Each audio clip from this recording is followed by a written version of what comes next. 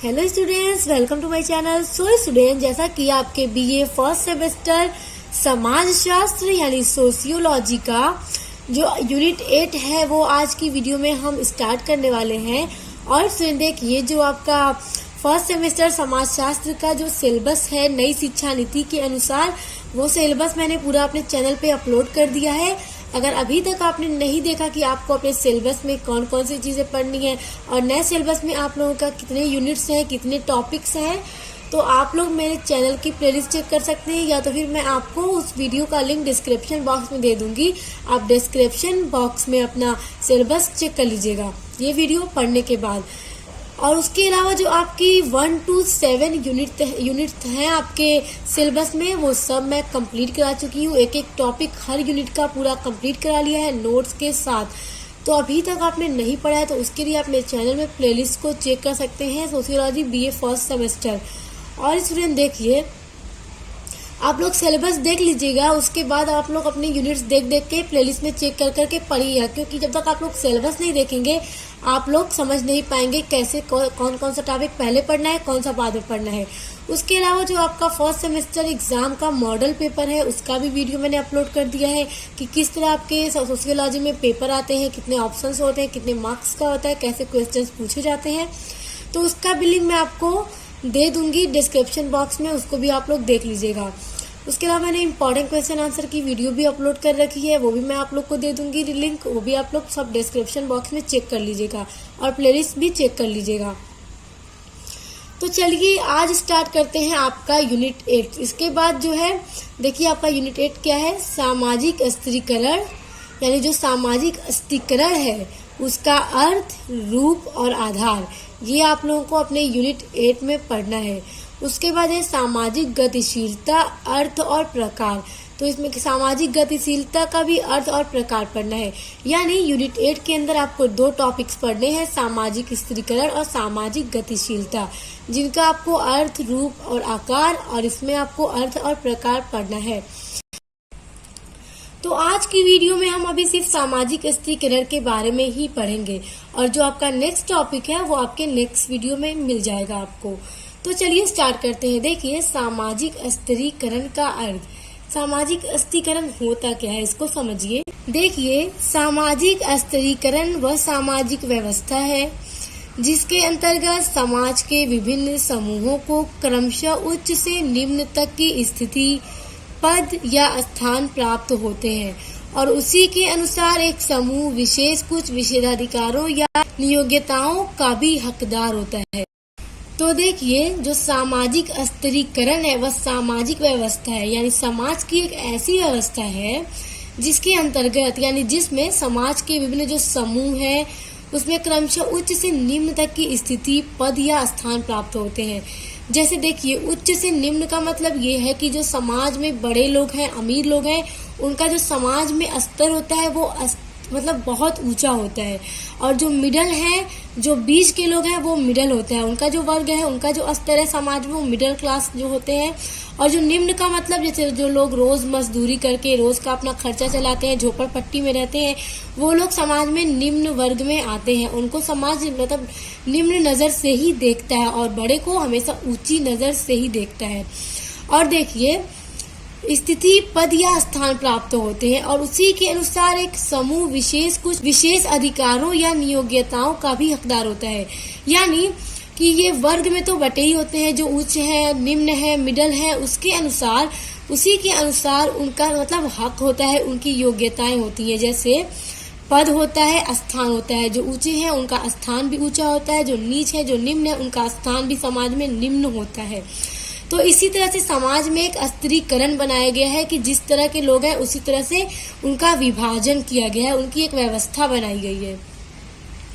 अन्य शब्दों में यह कह सकते हैं कि सामाजिक स्त्रीकरण समाज को विभिन्न उच्च व निम्न वर्गों में विभाजित करने की और उसी के अनुसार सामाजिक संरचना में उनकी स्थिति व भूमिका को निर्धारित करने की एक सामाजिक व्यवस्था है। देखिए, आप अन्य शब्दों में, दूसरे शब्दों में ये भी कह सकते हैं, ये भी समझ सकते हैं कि जो सामाजिक स्त्रीकरण है वो क्या है, एक ऐसी सामाजिक व्यवस्था है जिसमें उच्च और निम्न वर्ग में विभाजन होते हैं। कौन? जो समाज में रहने वाले मनुष्य हैं।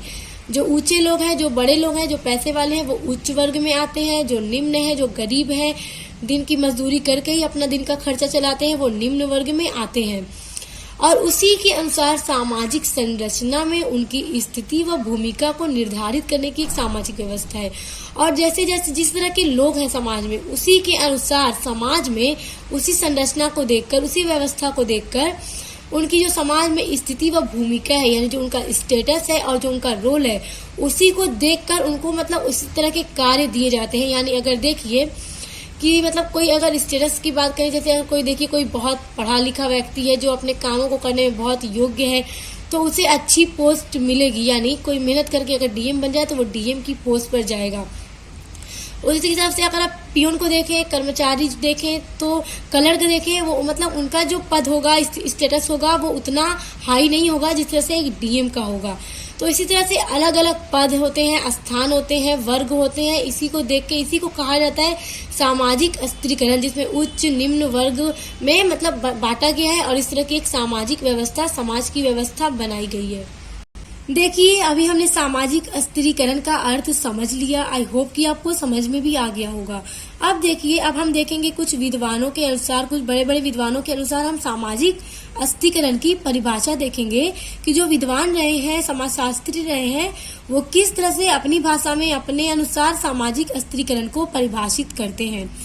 तो देखिए, जिस वर्ड के अनुसार, जिस वर्ड क्या रहे हैं, एक समाजशास्त्री रहे हैं जो अपने पॉइंट ऑफ व्यू से एक डेफिनेशन देते हैं कि स्त्रीकरण का तात्पर्य समाज का विभिन्न अस्थायी श्रेणियों व समूहों में विभाजन से है, जो कि उच्चता और अधीनता के संबंध से जुड़े रहते हैं।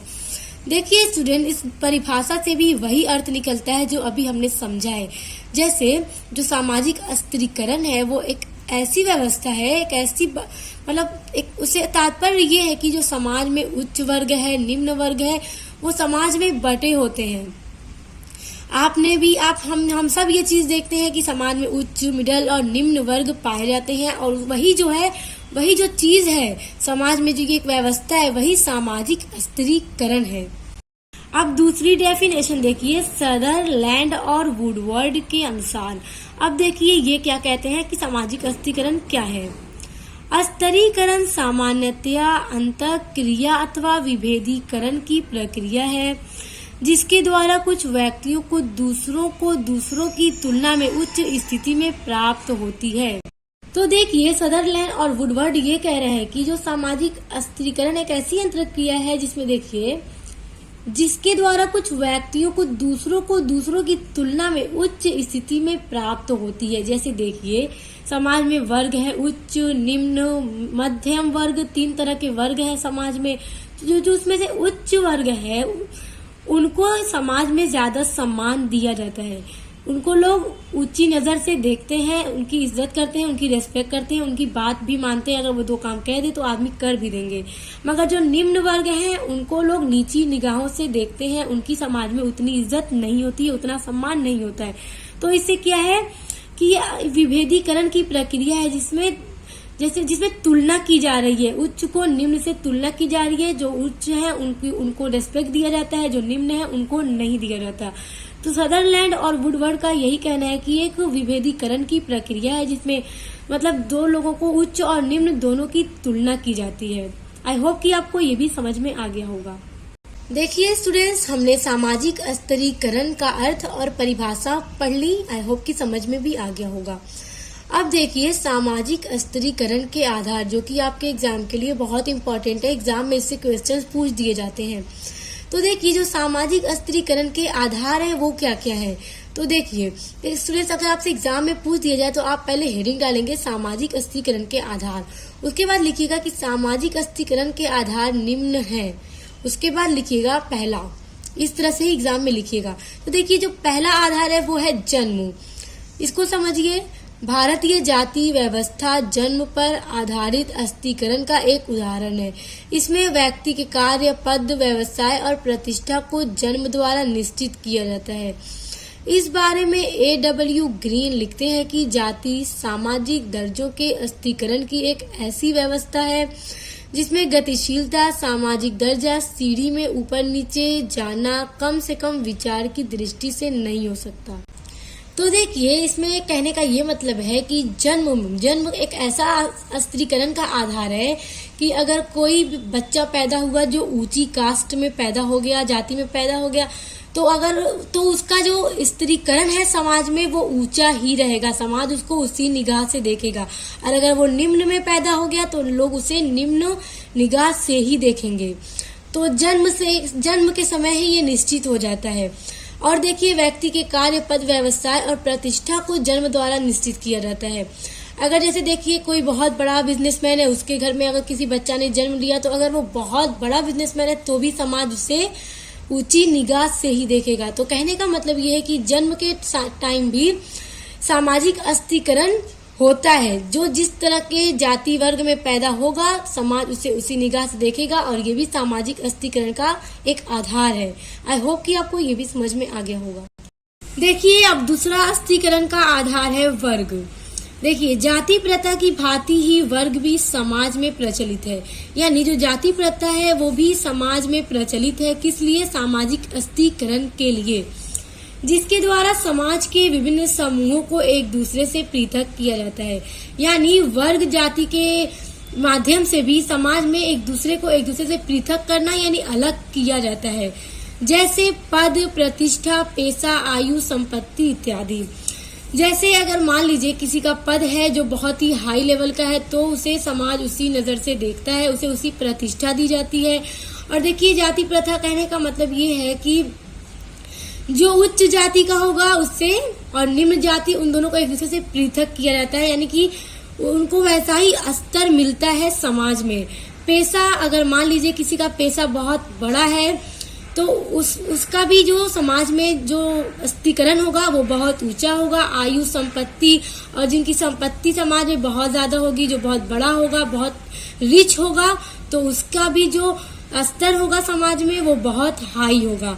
तो कहने का यहाँ पे यही मतलब है। देखिए, तीसरा पॉइंट है सामाजिक अस्त्रीकरण के आधार पर, लिंग के आधार पर। वर्ग के अतिरिक्त लिंग के आधार पर भी सामाजिक अस्त्रीकरण होता है।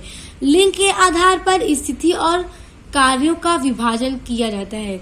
लिंग के आधार पर कहने का मतलब ये है कि मेल एंड फीमेल, ये भी एक सामाजिक अस्त्रीकरण का आधार है, क्योंकि जो पुरुषों का समाज में कार्य है उसी का वही कार्य पुरुष कर सकता है और उसकी समाज में वही स्थिति होती है।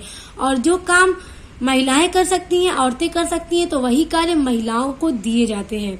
तो इससे भी क्या है कि एक अस्त्रीकरण होता है लिंग के आधार पर। देखिए, चौथा पॉइंट है संपत्ति के आधार पर। इस पर ध्यान मत दीजिएगा। यहाँ देखिए, चौथा है सामाजिक अस्त्रीकरण का आधार की संपत्ति के आधार पर। संपत्ति के आधार पर भी अस्त्रीकरण किया जाता है। जिस व्यक्ति के पास अधिक धन संपत्ति होती है उसे समाज में अधिक प्रतिष्ठा प्राप्त होती है। देखिए स्टूडेंट, जिस व्यक्ति के पास समाज में ज्यादा धन होगा, संपत्तियां होंगी, तो क्या है, समाज उसे उसी निगाह से देखता है। वो उच्च है, उसे वो बड़ा है, रिच है, तो समाज उसकी रेस्पेक्ट करता है और उसको समाज में बहुत ही ज्यादा प्रतिष्ठा मिलती है। तो इसलिए संपत्ति के आधार पर भी सामाजिक अस्त्रीकरण होता है। और देखिए, जो मतलब कि निम्न है, जिनके पास उतना पैसा नहीं है, गरीब है, पुअर है, तो उनकी जो प्रतिष्ठा है समाज में ज्यादा नहीं होती है, बल्कि होती ही नहीं है। लोग उनको उस निगाह से नहीं देखते जिस निगाह से एक मतलब धन संपत्ति वाले व्यक्ति को देखते हैं। और जिनके पास कुछ भी नहीं होता, लोग उन्हें कुछ भी नहीं समझते, उनकी रेस्पेक्ट भी नहीं करते, बल्कि उन्हें 2-4 बातें समाज में सुना ही देते हैं। तो इस तरह से भी संपत्ति के आधार पर भी सामाजिक अस्त्रीकरण होता है। आई होप कि आपको समझ में आ गया होगा। तो स्टूडेंट्स, देखिए, आज की वीडियो में हमने सामाजिक अस्त्रीकरण का अर्थ और आधार पढ़ा है। तो नेक्स्ट वीडियो में हम आपका सामाजिक अस्त्रीकरण का रूप भी कवर कर लेंगे।